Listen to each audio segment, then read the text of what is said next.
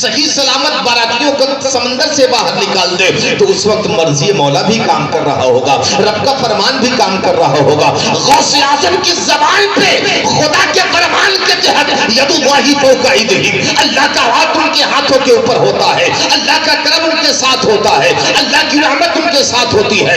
کیا غوث اعظم کی شان ہے جس وقت یہ دریا سے کہے ہوں گے، یہ دریا کشتی کے ساتھ باراتیوں کو واپس کر دے تو رب کی رحمت نے کہا ہوگا اے لکڑیاں اکٹھا ہو جائے، اے گوشت پوچھ اکٹھا ہو جاؤ، اے ہڈیاں اکٹھا ہو جاؤ، اے چمڑے اکٹھے ہو جاؤ، اے جلد اکٹھے ہو جاؤ، اے بارات سج جاؤ، کیونکہ کسی اور کا بلاوا نہیں ہے بلکہ میرے بندے عبد القادر کا بلاوا ہے۔ تو 12 سال کی کشتی ہوئی ڈوبی ہوئی کشتی کو نکلنا پڑے گا اور دنیا کو بتانا پڑے گا نگاہ ولی میں وہ تاثیر میں تھی، بدلتی ہزاروں کی تقدیر۔ نعرہ تکبیر، نعرہ تکبیر، نعرہ رسالت، حضرت علامہ مولانا سید ہدایت اللہ صاحب قبلہ، نعرہ تکبیر۔ ماشاءاللہ بہت حضرات ابھی 2019 اور 20 میں اس ہندوستان میں نہیں بلکہ پوری دنیا میں کرونا کی بیماری چلی تھی۔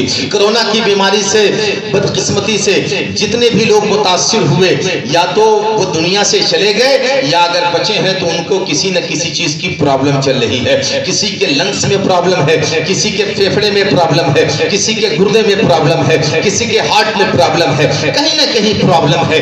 لیکن یہ بتاؤ غوث اعظم کے ماننے والوں، جب غوث اعظم نے 12 سال کی کشتی کو دریا سے نکالا تھا اور جب کشتی پلٹ کی آئی تھی تو آگے کا واقعہ کیا ہے؟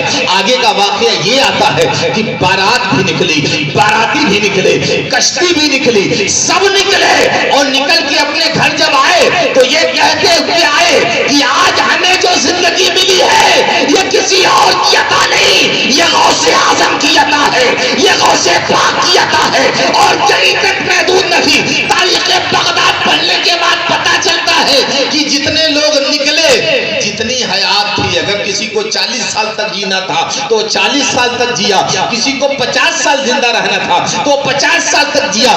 کیا مطلب؟ اگر غوث اعظم چاہتے ہیں تو کشتی نکالتے ہیں اور زندگی بنا دے بھی۔ سبحان اللہ، اللہ اکبر۔ ابھی تو شاعر نے کہا عبد القادر کو قادر نے ایسی قدرت بخشی ہے، عبد القادر کو قادر نے ایسی قدرت بخشی ہے، قبر سے مردہ اٹھ کے لگائے نعرہ غوث اعظم کا، قبر سے مردہ اٹھ کے لگائے نعرہ غوث اعظم کا۔ آؤ قادریوں میں شان غوث اعظم دکھانا چاہتا ہوں، مرتبہ غوث اعظم بتانا چاہتا ہوں۔ غوث اعظم کسی ایرے میرے شخصیت کا نام نہیں ہے بلکہ غوث اعظم اس شخصیت کا نام ہے۔ آپ خود فرماتے ہیں کہ میں نے 40 سال تک وہ کام کیا جس کا حکم میرا پروردگار مجھے دیتا رہا۔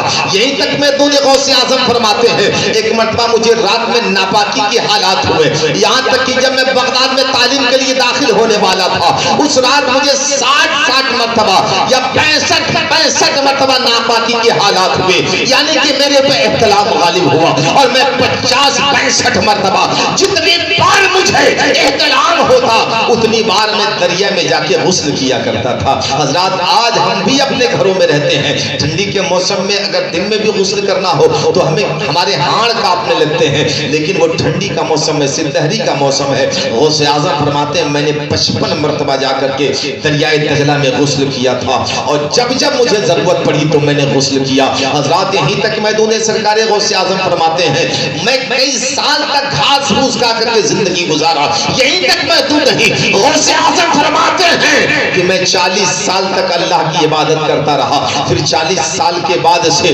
اللہ کی رحمت نے آواز دی عبد القادر کیا چاہتے ہو، عبد القادر تمہاری خواہش کیا ہے، عبد القادر تمہاری تمنا کیا ہے؟ تو سرکار غوث اعظم فرماتے ہیں میں نے رب کے حضور کہا تھا یہ مولا مجھے دنیا کی طلب نہیں ہے، میں یہ چاہتا ہوں کہ عبد القادر تیرا سچا بندہ ہو جائے۔ سچا بندہ ہو جائے. حضرات آپ کو واقعہ معلوم ہے سرکار غوث اعظم رضی اللہ تعالیٰ عنہ اپنے مدرسے میں پڑھا رہے تھے. مدرسے کے بچوں کی عادت ہوتی ہے کہ اچھا عالم اگر اچھا پیر صاحب آ جائے, نیک آدمی گھر پہ آ جائے تو صبح آئیں گے تو کہیں گے کہ میرے گھر پیر صاحب آئے تھے, میرے گھر شیخ آئے تھے, میرے گھر بڑے اچھے عالم کا آنا ہوا تھا, میں نے ان کی زیارت کی, ان سے مصافحہ کیا ہے, ان کے ہاتھ چومے ہیں, اور وہ باعث فخر و شان سمجھ کر کے ایک دوسرے سے محو گفتگو ہوا کرتے ہیں. دعا ہے اللہ تعالیٰ اس مدرسہ اشرفیہ کو بھی سرکار غوث اعظم کا صدقہ نصیب فرمائے. دعاؤں کے علاوہ ہم لوگ دے بھی کیا سکتے ہیں, لیکن یہ وہ قوم ہے جو دعائیں بھی دیا کرتی ہے, اپنی گاڑی کمائی بھی دیا کرتی ہے. ہم تو ایک دن کے مہمان ہیں, آئے چلے جائیں گے, آپ کو کچھ نصیحت کر کے جائیں گی. بندے خدا اگر 40واں ہو, عشر ہو, زکوٰۃ ہو, صدقہ و فطر و خیرات ہو, اور اس سے بھی بہتر ہے کہ اگر ہدیہ ہو تو لا کے مدرسوں کو پیش کیا کرو. اگر آپ ہدیہ پیش کرنا شروع کر دیں گے تو انشاءاللہ یہ مدرسے کے بچے آپ کے اس چندے کے ذریعے اچھا پڑھیں گے, امام بھی اچھا رہے گا.